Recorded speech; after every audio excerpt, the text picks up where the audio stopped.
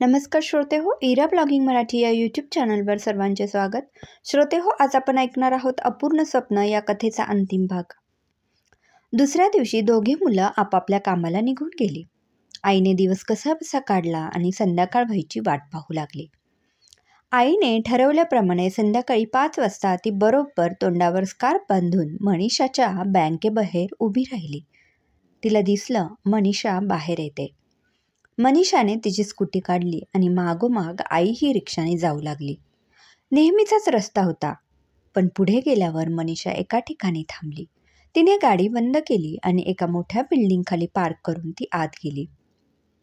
आईने रिक्षावाल्याला थांबवलं, त्याला पटकन पैसे दिले आणि मनीषाच्या मागे जाऊ लागली. आईचा थरकाप उडत होता. ती बिल्डिंग आईला ओळखीची वाटत होती. आई आत गेली. आईने समोर ते दृश्य पाहिलं आणि आईचे अश्रू थांबत नव्हते. आई तशीच मागे फिरली आणि घराकडे जाऊ लागली. वाटेत तिला एका मैदानाबाहेर रोहनची ही गाडी दिसली. आई पुन्हा थांबली. रोहनला त्या घोळक्यात बघून आईला पुन्हा अश्रू अनावर झाले. घरी आल्यावर आईने खोलीत स्वतःला बंद केलं आणि मोकळेपणाने ती रडू लागली.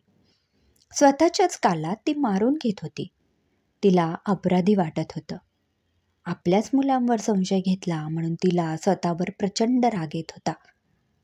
दोन्ही मुलं घरी आली. काय गाय, बरं नाही आहे का? चेहरा सुजलाय. आईने दोन्ही मुलांना जवळ घेतलं आणि रडू लागली. आई, काय झालं? तू का रडते? मला माफ करा मुलांनो. तुमचे बाबा गेले आणि तुमचं बालपण मी गुंडाळून ठेवलं. फार कमी वयातच तुम्हाला जबाबदार बनवलं. असं बोलू नकोस आई.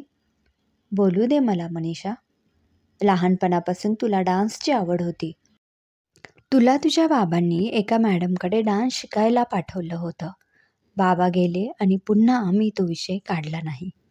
पण आज जेव्हा तू त्या बिल्डिंगमध्ये डान्स शिकवताना खिडकीतून बघत होतीस, तेव्हा मला जाणीव झाली की जबाबदारीचं ओझं टाकून तुझ्या स्वप्नांना मी आवर घातली. आणि रोहन, पैशांच्या अभावी तुला मी क्रिकेटपासून लांब ठेवलं. तुझे सर घरी येऊन जायचे, म्हणायचे की याला काही करून क्रिकेटला पाठवा, हा खूप पुढे जाईल. तेव्हा मीच म्हणायचे की क्रिकेट याचं पोट भरणार नाही. आज जेव्हा तुला त्या घोळक्यात जाऊन त्या बारक्या मुलांना एक बॉल खेळू दे म्हणून विनवणी करताना पाहिलं, तेव्हा लक्षात आलं तुझ्या स्वप्नांना मी किती सहजपणे चिरडून टाकलं. मनीषा आणि रोहनला जे समजायचं ते समजलं. आई, तू जास्त विचार करू नकोस. प्रत्येक स्वप्न पूर्ण होतातच असं नाही. जर प्रत्येक स्वप्न पूर्ण झाली असती तर त्या स्वप्नांना स्वप्न तरी म्हटलं गेलं असतं का? आपल्या मोठ्या झालेल्या मुलांना बघून आई भरून पावली. तिने पुन्हा एकदा मुलांना जवळ घेतलं आणि देवाची ती माफी मागू लागली. श्रोते हो, रस्त्यावर कुणी क्रिकेट खेळत असेल तर एक बॉल खेळू दे म्हणणारे बरेच जण आपल्याला आसपास असतात. कधी त्यात आपला नवरा असतो, कधी भाऊ असतो. क्रिकेट मॅच लागली की सगळं सोडून टी व्ही समोर बसणारे, एखादं गाणं लागलं की मन लावून ऐकणारे आणि गुणगुणणारे, एखाद्या नोकरी करणाऱ्या स्त्रीला नखशिखांत न्याहाळणारे लोक फक्त गंमत म्हणून ती गोष्ट करत नसतात.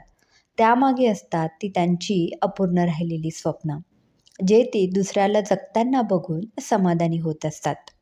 श्रोते हो, कशी वाटली ही कथा नक्की कळवा. पुन्हा भेटूया एका नवीन कथेत. धन्यवाद.